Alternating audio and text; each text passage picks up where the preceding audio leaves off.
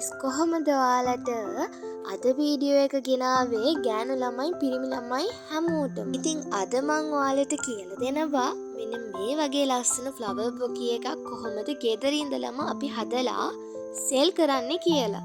ඉතින් අමතර ආදායමක් හොයාගෙන ඉන්න ඔයාලට මාරම වැදගත් ටිප්ස් ටිකක් එක්ක අද අපි බලමු කොහොමද මේක හදන්නේ කියලා. අපි බලමු කොහොමද මේක හදන්නේ කියලා. මේ වගේ ඔයාලට කැමති සයිස් එක රිබන් අරගෙන මේ වගේ ATM කාඩ් එකක් වටේට උතා ගන්න තියෙන්නේ. ඊට පස්සේ මේ වගේ කපාගෙන මම මේ පෙන්නන විදියටම මේක නමාගෙන අලව ගන්න තමයි තියෙන්නේ. ඔයාලට ග්ලූ ගන් එකකින් අලව ගන්නත් පුළුවන්. ඒ වගේම මේ වගේ රත් කරලා අලව ගන්නත් පුළුවන්. මේ විදියට හොඳට අලව ගන්න ඕනි මේක. මේ වගේ ඔයාලට පීසස් 15ක් විතර හදාගත්ත මැටි එක මලකට මම මේ පෙන්නන විදියටම ගම් ගාලා අලව ගන්න. ඊට පස්සේ එක පෙත්තෙන් පෙත්ත මෙන්න මේ වගේ. ඉතින් ඔයාලට හරිම ලේසියෙන් මේ මල හදාගන්න පුළුවන්. මම අවසානට කියන්නම් මේකට කොහෙන්ද ඔයාලා අයිටම්ස් ගන්න ඕනේ කියලා. ඒ වගේම මේක කොහොමද ඔයාලා සෙල් කරන්නේ කියලාත් මම වීඩියෝ එක අවසානයේ කියන්නම්. ඉවර වෙනකම්ම බලන්න. මේ විදියට අලවගෙන යන්න තමයි තියෙන්නේ.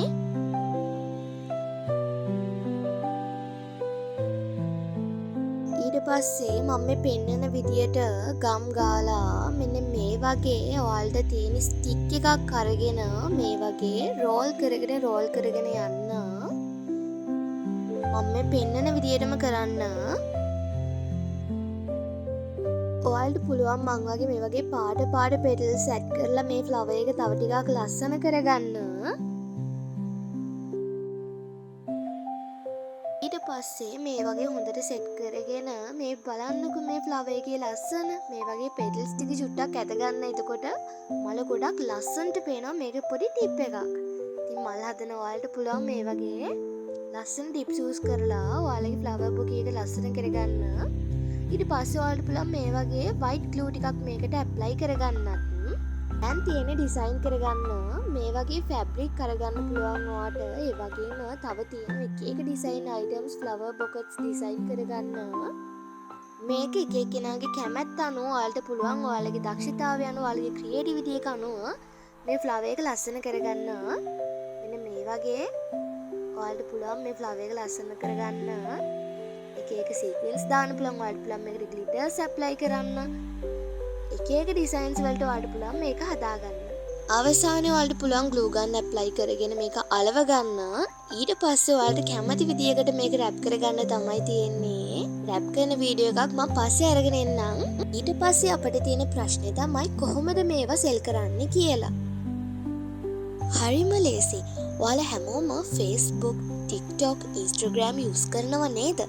ඉතින් ඔයාලට තියෙන්නේ ඒ වගේ ගිහිල්ලා එක විදියට ඔයාලගේ පෝස්ට් එක අප්ලෝඩ් කරන්න විතරයි. ඔයාලා හදන අයිටම් එක මොකක් වුණත් හරිම ලස්සනට පිළිවෙලට නීට් එකට හදන්න අමතක කරන්න එපා. එතකොට තමයි ඔයාට ඕඩර්ස් ගොඩාරියක් ඉන්නේ.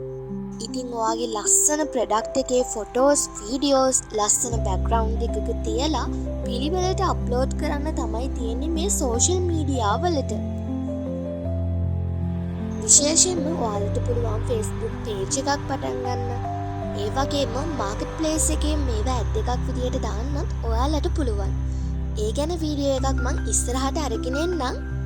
ඒ වගේම ඔයාලට පුළුවන් ඔයාලගෙම කියලා බිස්නස් WhatsApp එකක් යූස් කරන්න.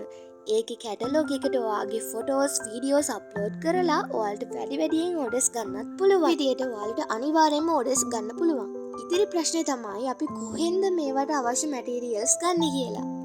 දැන් ගොඩාරියක් platforms තියෙනවා online shopping කරන්න. ඉතින් ඔයාලට පුළුවන් Temu, Alibaba, ඒ වගේම AliExpress ඒ විතරක් නෙවෙයි Shein එකකිනුත් ඔයාලට පුළුවන් පොඩි ටැක්ස් එකක් ගියාට wholesale items ගෙදරටම ගෙන්න ගන්න ගොඩාරියක් අඩුවට.